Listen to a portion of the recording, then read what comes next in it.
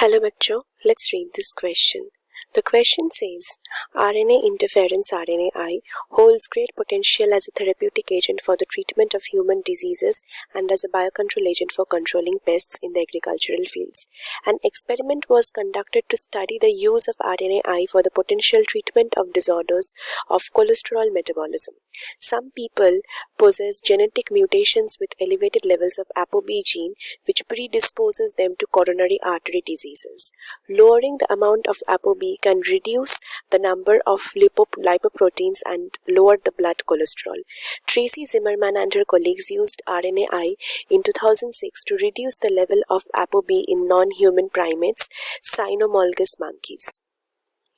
Number 1. One group of monkeys were given RNAi treatment, small interfering RNAs, siRNAs, doses 1 mg per kg siRNAs. Number 2. Second group of monkeys were given RNAi treatment, doses 2.5 mg per kg siRNAs. And number 3. Third group of monkeys were injected saline as control. The results of the experiments are illustrated in the graph given below. Relative serum cholesterol percentage per dose versus time in hours. This represents saline X and this represents the dosages of the first group of monkeys, that is 1 mg per kg.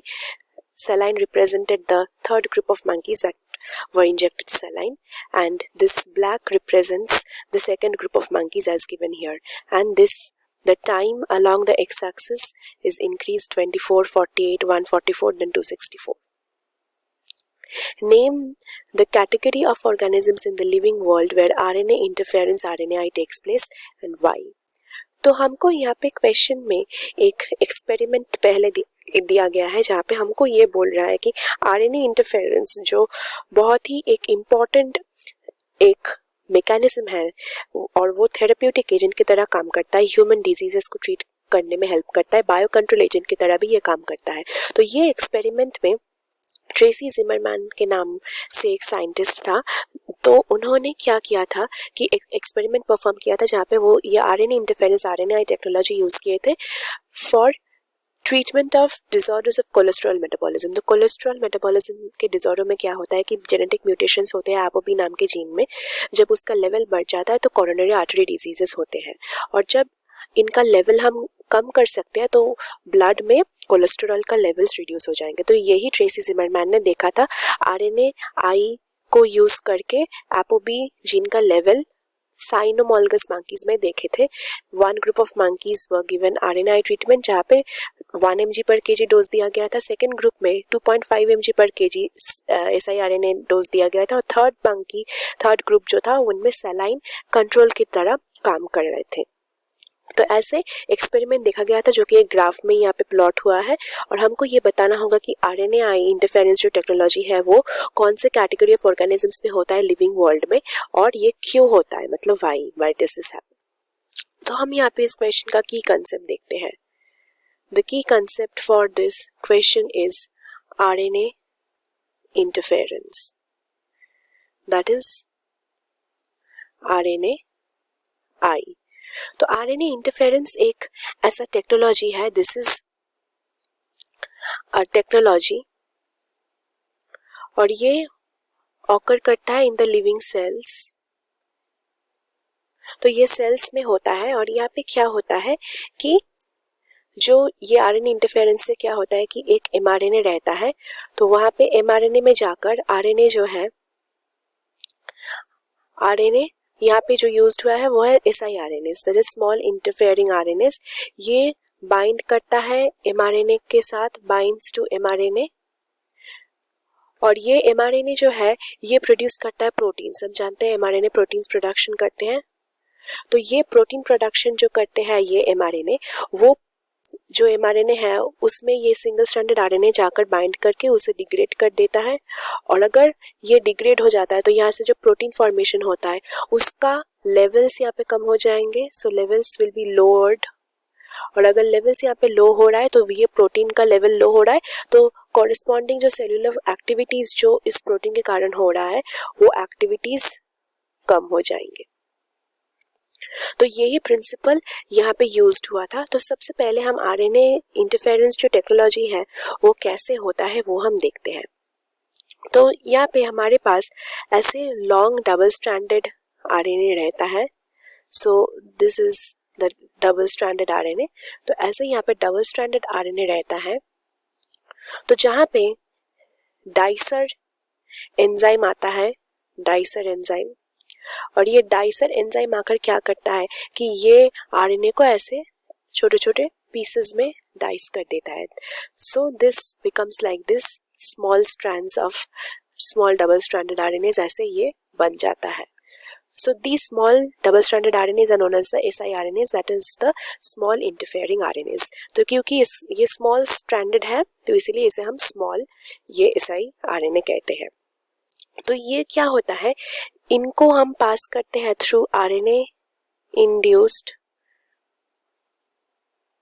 silencing complex। तो जब ये RNA induced silencing complex से पास होता है तो वहाँ पे ribonuclease enzyme रहता है। तो वो क्या करेगा कि वो यहाँ पे जो डुप्लेक्स है यहाँ पे वो उसको अनवाइंड कर देगा, मतलब ये डबल स्ट्रैंडेड है तो ये डुप्लेक्स को ये अनवाइंड करके इसे सिंगल स्ट्रैंडेड आरएनए ऐसे बना देगा। तो यहाँ से डबल स्ट्रैंडेड से ये सिंगल स्ट्रैंडेड आरएनए बन जाएगा और यहाँ पे जो आरएनए इंड्यूस्ड साइलेंसिंग कॉम्प्लेक्स है वो यहाँ पे आकर बाइंड किया है ताकि ये ऐसे ओपन हो गया है। तो यहाँ पे क्या हो रहा है कि ये अब एक्टिवेटेड हो गया है, और जब ये एक्टिवेटेड हो गया है तो ये सिंगल स्ट्रैंडेड आरएनए में अब बाइंड कर जाएगा। यहाँ पे अब बाइंड करेगा, बाइंडिंग ऑफ आर्गोनॉट प्रोटीन नाम के एक प्रोटीन यहाँ पे बाइंड कर जाता है, और ये प्रोटीन अगर बाइंड करता है ये सिंगल स्ट्रैंडेड आरएनए में तो एक स्ट्रैंड यहाँ पे रिमूव हो जाता है, और इसके साथ साथ जो रिमेनिंग जो स्ट्रैंड है वो क्या करता है, रिमेनिंग स्ट्रैंड वो कॉम्प्लीमेंटरी होता है, complementary to the target mRNA. Target mRNA मतलब जिस एमआरएनए को हम डिस्ट्रॉय करना चाहते हैं जिससे प्रोटीन फॉर्मेशन हो रहा है, तो ये कॉम्प्लीमेंटरी होता है टू दैट एमआरएनए और उस एमआरएनए में बाइंड करता है और वहां पे वो पर्टिकुलर एमआरएनए का डिग्रेडेशन करवा देता है और वहां से प्रोटीन का लेवल्स ऐसे कम हो जाता है। तो यही है आरएनए इंटरफेरेंस टेक्नोलॉजी। तो यही ट्रेसी जिमरमैन ने किया था, जहाँ पे ये एमआरएनए जो है, यहाँ पे ट्रेसी जिमरमैन का जो एक्सपेरिमेंट परफॉर्म्ड हुआ था, तो ट्रेसी जिमरमैन के एक्सपेरिमेंट में यहाँ पे ट्रेसी जिमरमैन जो एक्सपेरिमेंट किए थे उस एक्सपेरिमेंट में जो एमआरएनए को उन्होंने टारगेट किए थे वो था एपोबी जीन जो है उसका एमआरएनए। तो एपोबी जीन से जो एमआरएनए आ रहा है वो एमआरएनए मतलब वो ये एमआरएनए से हमारा एपोबी प्रोटीन प्रोडक्शन हो रहा था। तो ये प्रोटीन का लेवल्स अगर बढ़ जाता है तो कोलेस्टेरॉल होता है, कोरोनरी आर्टरी डिजीज में ससेप्टेबल हो जाता है ऑर्गेनिज्म, और इसका लेवल को ही रिड्यूस किया गया था यूजिंग आरएनए-आई टेक्नोलॉजी। तो यूजिंग आरएनए-आई टेक्नोलॉजी यहाँ पे क्या हुआ था, अगर आरएनए इंटरफेरेंस यूज हो रहा है तो यहाँ पे जो एमआरएनए ये एपोबी प्रोटीन प्रोडक्शन कर रहा है वो एमआरएनए यहाँ पे डिग्रेड हो रहा है, एमआरएनए डिग्रेडेड, और अगर एमआरएनए डिग्रेड हो रहा है तो एपोबी प्रोटीन जो है उसका लेवल डिक्रीज हो रहा है, और अगर लेवल डिक्रीज हो रहा है तो ब्लड में जो कोलेस्टेरॉल है वो कम हो जा रहा है। So cholesterol is lowered in the blood. तो यही देखा गया था 3 ग्रुप ऑफ मंकीज में। तो फर्स्ट ग्रुप ऑफ मंकीज जो था वहाँ पे यूज्ड हुआ था 1 mg पर kg ऑफ siRNA।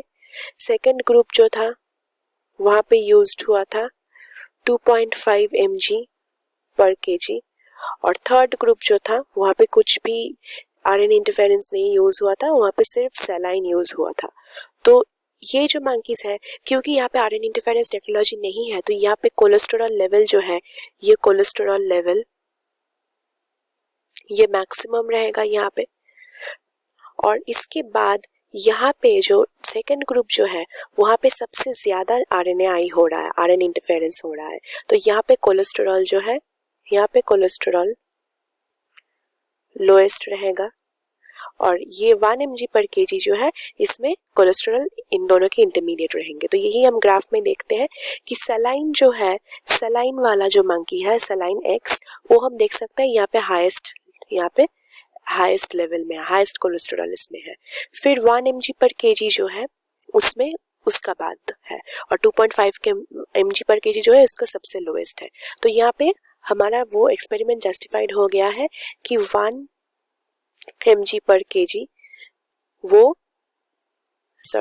सबसे लोएस्ट जो था वो है सलाइन, सलाइन के बाद आएगा 1 mg/kg। तो सलाइन वाला वो है less than 1 mg/kg and we have given the sign wrong.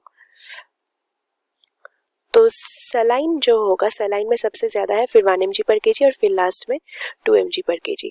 मतलब ग्रुप 3 जो है वो मंकीज में सबसे ज्यादा कोलेस्ट्रॉल है, फिर ग्रुप 1 के मंकीज में जो कोलेस्ट्रॉल है, और लोएस्ट ग्रुप 2 के मंकीज जो है वहां पे कोलेस्ट्रॉल है। तो यही इस एक्सपेरिमेंट का इन्फेरेंस हुआ था कि using RNAi, mRNA is degraded and ApoB gene protein level is lowered as well as the cholesterol is lowered। तो यही था इस एक्सपेरिमेंट का इन्फेरेंस, और यही ट्रेसी जिमरमैन ने वो एक्सपेरिमेंट से प्रूव किया था।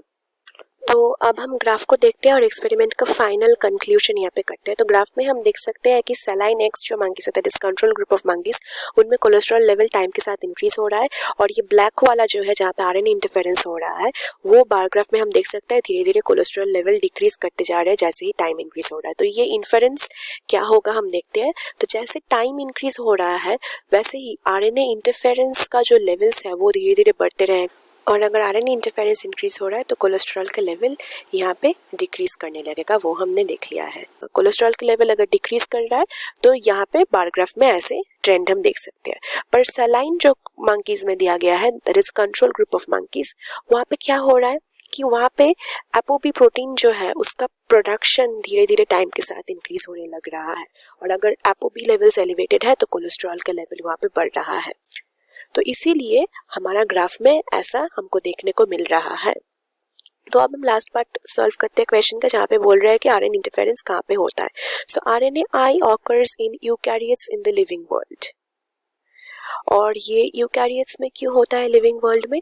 क्योंकि यूकैरियोट्स जो होते हैं, because they have the required machinery for RNA interference। और ये यहाँ पे क्यों होता है, हमारा क्वेश्चन में लास्ट पार्ट ये दिया गया था। तो यहाँ पे dicer enzyme, ribonuclease, RNA induce silencing complex, फिर आर्गोन और प्रोटीन, ये सभी रिक्वायर्ड मशीनरी जो है ये सभी यूकैरियोट्स में प्रेजेंट होते हैं, प्रोकैरियोट्स में नहीं होते हैं। तो ये होता है जीन साइलेंसिंग, ये हमको हेल्प करता है करने में। और अगर जीन साइलेंसिंग होगा तो ये डिजीज ट्रीटमेंट में हेल्प कर सकता है, जैसे कि हमने ट्रेसी जिमरमैन के एक्सपेरिमेंट से देखे थे। तो ये जीन साइलेंसिंग में हेल्प करेगा, उसके साथ साथ क्रॉप के इंप्रूवमेंट में भी हेल्प कर सकता है। तो ऐसे ही आरएनए इंटरफेरेंस ये लिविंग वर्ल्ड में यूकैरियोट्स में होता है, क्यों होता है वो हम सब देख लिए हैं। So that's it with this question, and this was the final answer for this question. So hope you have understood this well. Best of luck.